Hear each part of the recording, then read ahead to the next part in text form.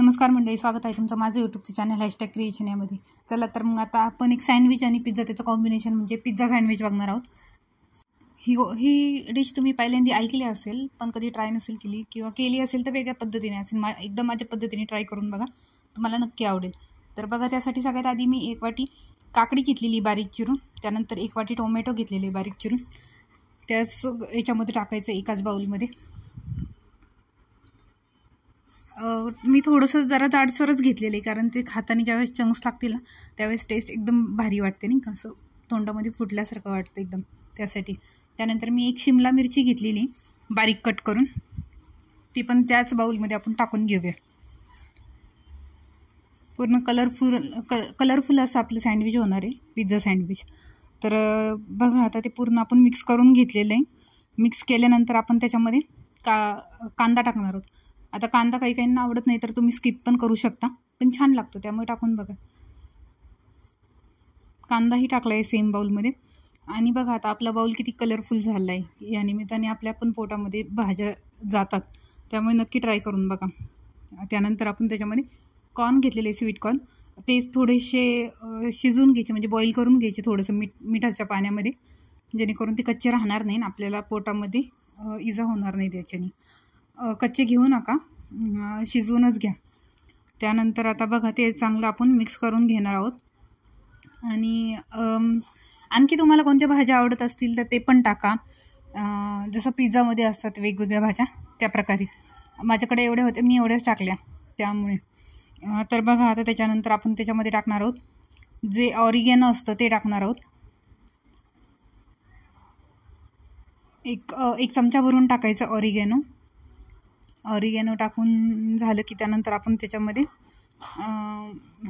Chilli flakes टाकणार आहोत. Chilli flakes, आता तुम्ही जर लहान मुलांना देणार असतात तर चिली फ्लेक्स नाही टाकले तरी चालेल, पण तुमच्या आवश्यकतेनुसार कमी जास्त चिली फ्लेक्स करू शकता. आणि चिली फ्लेक्स नसेल तर लाल तिखट टाकलं तरीही चालेल, तरीही छान लागते चव. तर मी 1 चमचाच चिली फ्लेक्स घेतलेले आहेत, ते पण टाकून घेतलेले. त्यानंतर त्याच्यामध्ये मी टाकलेले सॉस टाकलेला आहे, आपला टोमॅटोचा सॉस असतो तो 1 चमचाभर.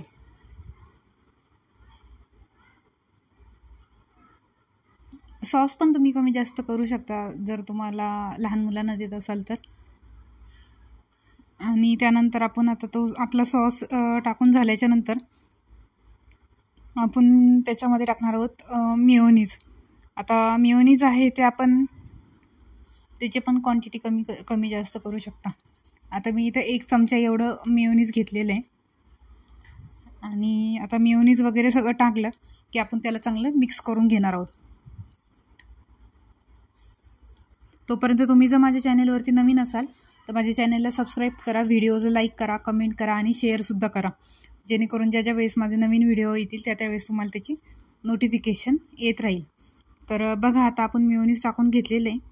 आणि मेयोनीज टाकून झालं की आपण त्याला मिक्स करून घेऊया छानपैकी.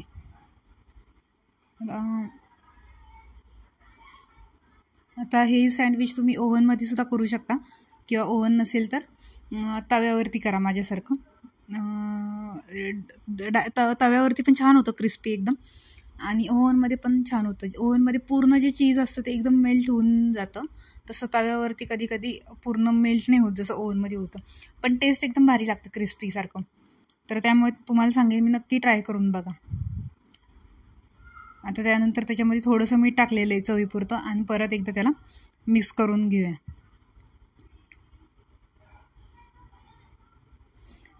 आता चांगले मिक्स झालेले आहे. आता तव्यामध्ये आपण थोडंसं बटर लावून घेऊया आधी, जेणेकरून आपला जो ब्रेड आहे तो चिकटणार नाही, त्यासाठी. पहिलं चांगलं ब्रेड तव्यावरती आपण बटर पसरून घेऊया. त्यानंतर आपण आपली ब्रेडची स्लाईस ठेवूया. एक ब्रेडची स्लाईस ठेवले की आपण जे मिश्रण करून घेतलेलं आहे सगळ्या भाज्यांचं ते हळूहळू पसरवून घ्यायचं आहे सगळ्या आपल्या ब्रेडवरती.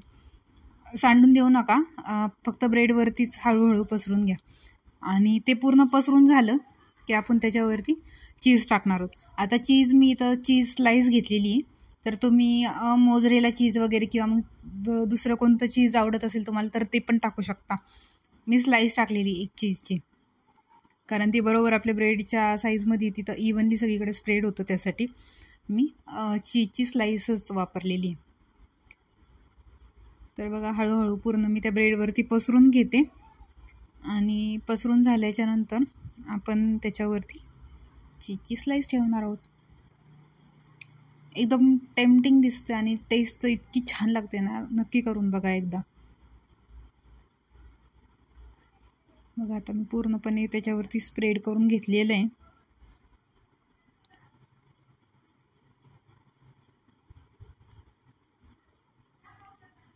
स्प्रेड केलं की थोडंसं चमच्याने पसरून घेतलं हळूहळू.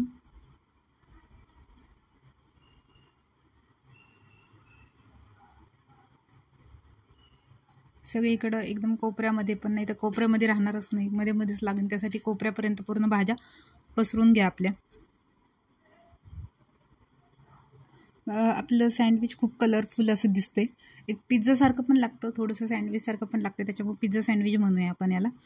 आता बघा त्याच्यानंतर मी एक चीजची स्लाईस घेतलेली, ती पूर्ण आपण त्याच्यामध्ये टाकून ठेवूया वरती.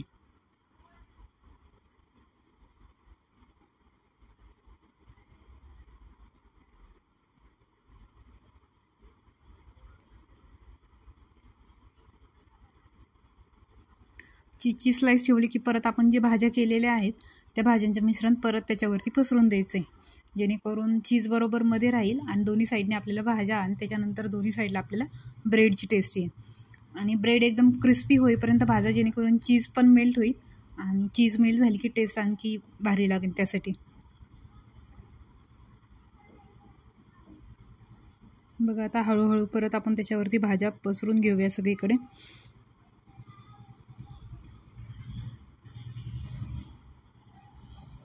भाज्या पूर्ण पसरून झाल्या की आपण परत त्याच्यावरती आपली जी दुसरी ब्रेड आहे तो ठेवणार आहोत आणि त्याला परत वरतून बटर लावणार आहोत. आणि बटर लावल्याच्या नंतर दोन्ही साईडने एकदम 5-5 मिनिट असं पूर्ण क्रिस्पी होईपर्यंत भाजून घेणार आहोत.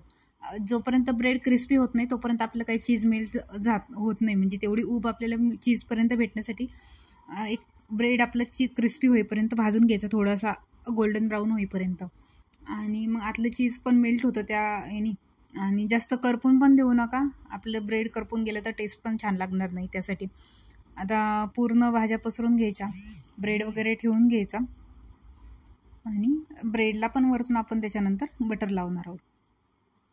तर आता हे पिझ्झा सँडविच तुम्हाला कसं वाटतं हे मला कमेंट करून नक्की सांगा की तुम्हाला माझं पिझ्झा सँडविच आवडलं का नाही, आणि तुम्ही कसं करता वेगळ्या पद्धतीने त्याची पण रेसिपी असेल तर ती पण मला सांगून द्या, मी पण त्या पद्धतीने ट्राय करून. बघा आता मी पूर्ण दुसरा ब्रेड पण ठेवून घेतलेला आहे आणि त्याला पण बटर वगैरे लावून आपण दोन्ही बाजूनी चांगलं खरपूस होईपर्यंत शेकून घेणार आहोत. आणि बघा शेकल्यानंतर आपलं जे पिझ्झा सँडविच आहे ते बघा किती छान असं रेडी झालेलं आहे. सो एकदम मस्त झालं होतं, टेस्ट तर एक नंबर होती. त्यामुळे मी नक्की तुम्हाला सांगेन की तुम्ही नक्की करून बघा आणि मला कमेंटमध्ये सांगा की तुम्हाला पिझ्झा सँडविच हे कसं लागलं.